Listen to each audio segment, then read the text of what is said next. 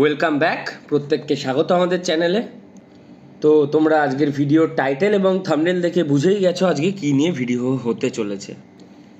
তো দেখো, city civil কোর্টের আন্ডারে যে কমার্শিয়াল কোর্ট আছে, তো সেখানে কিন্তু ইংলিশ স্টেনোগ্রাফার, এলডিসি, ডিইও এবং গ্রুপ ডি পদের লিখিত পরীক্ষা গত রবিবার অর্থাৎ 27শে এপ্রিল অনুষ্ঠিত হয়েছিল, যেখানে মেইনলি এমসিকিউ টাইপ কোয়েশ্চেন এসেছিল।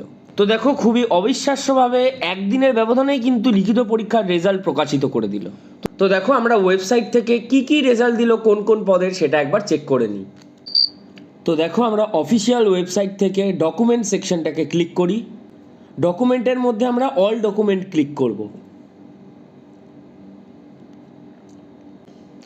দেখো, একদম প্রথমে যেটা আমরা দেখতে পাচ্ছি, list of candidates for the post of group D call to appear in the personality test to be held in city civil court.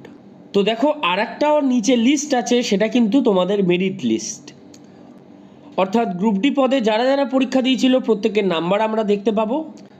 তো দেখো, যে হায়েস্ট নাম্বার পেয়েছে তার নাম প্রণয় ঘোষ, ফাদার প্রবীর ঘোষ, প্রাপ্ত নম্বর 79। তো দেখো, প্রতিটা নামের কত মার্কস আছে সেটা কিন্তু এই পিডিএফে দিয়ে দিয়েছি। আমি এই পিডিএফটা টেলিগ্রামে দিয়ে দিচ্ছি, চেক আউট করে নিও। আমাদের অফিসিয়াল টেলিগ্রাম চ্যানেলে কিভাবে জয়েন করবে সেটার জন্য ডেসক্রিপশন বক্স অবশ্যই ফলো করো। তো দেখো, এখানে যেহেতু নেগেটিভ মার্কিং ছিল, এই লিস্ট দেখলে তোমরা বুঝতে পারবে এখানে কিন্তু প্রচুর স্টুডেন্ট মাইনাসেও মার্কস পেয়েছে। এবারে দেখো, তোমাদের দ্বিতীয় যে লিস্ট ওপেন করব সেটা হচ্ছে কাদেরকে ইন্টারভিউতে ডেকেছে এবং কোন কোন স্টুডেন্টের কবে ইন্টারভিউ আছে। চলো পিডিএফটা ওপেন করে নিচ্ছি। তো দেখো, তোমাদের ইন্টারভিউ কিন্তু হবে 6, 7 এবং 8ই মে, অর্থাৎ সামনের সপ্তাহের মঙ্গল, বুধ এবং বৃহস্পতি। কার কবে ইন্টারভিউ হবে তোমরা একবার লিস্ট চেক আউট করো। এবং এখানে দেখো, প্রতিটা যে ক্যাটাগরি আছে, অর্থাৎ ইউআর, এসটি, এসসি, ইডাব্লিউএস, সেখানে মোটামুটি 5 জন করে ডাকার চেষ্টা হয়েছে। এবারে না পাওয়া গেলে, অর্থাৎ সেই জন্যে কিন্তু কম ডেকেছে।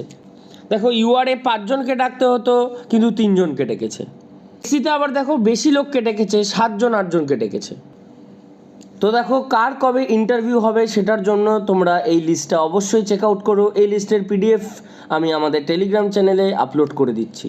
তো দেখো, তোমাদের সমস্ত অরিজিনাল ডকুমেন্টস নিয়ে তোমরা কিন্তু রেজিস্ট্রার অফিসে পৌঁছে যাবে সিটি সিভিল কোর্টের 6, 7 এবং 8 তারিখ দুপুর 2টোর আগে।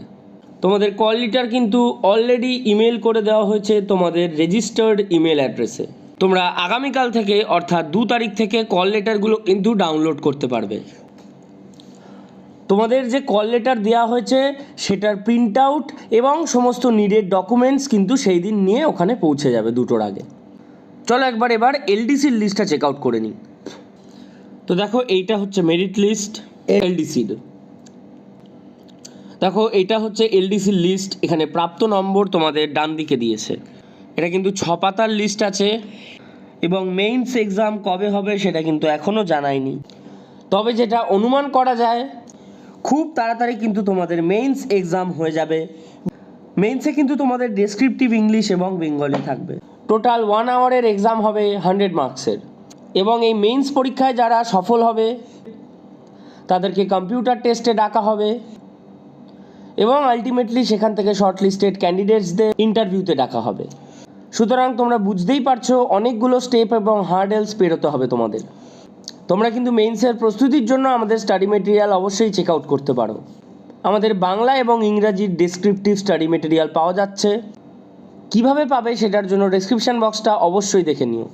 এবং এই যে এলডিসির লিস্ট এবং আরও যারা লিস্ট আছে, ডেটা এন্ট্রি অপারেটর, এবং এই এলডিসি ছাড়াও আরও যে লিস্ট বেরিয়েছে ডেটা এন্ট্রি অপারেটর এবং স্টেনোগ্রাফার, সেই সমস্ত পিডিএফগুলো আমি কিন্তু টেলিগ্রাম চ্যানেলে আমাদের আপলোড করে দিচ্ছি তোমাদের সুবিধার্থে। এবং শেষ করার আগে আরও একটা ইম্পর্টেন্ট কথা বলতে চাই। ওবিসি রিলেটেড যে মামলা আমাদের হাইকোর্টে পেন্ডিং আছে, এটা তোমরা অনেকেই জানতে চাইছো যে কবে হবে। সেটার ডেট কিন্তু 6 মে অর্থাৎ মঙ্গলবার হওয়ার কথা আছে। বিস্তারিত ওবিসি রিলেটেড ম্যাটার নিয়ে আমি কিন্তু ভিডিও দেবো তোমাদের। তো তার জন্য কিন্তু অবশ্যই তোমাদের আমার চ্যানেলের সাথে জুড়ে থাকতে হবে। ওটা একটু ইনফরমেটিভ লাগলে একটা লাইক করে দিও আর বন্ধুদের সাথে অবশ্যই শেয়ার করে দিও। আজকের মতন এতটুকু।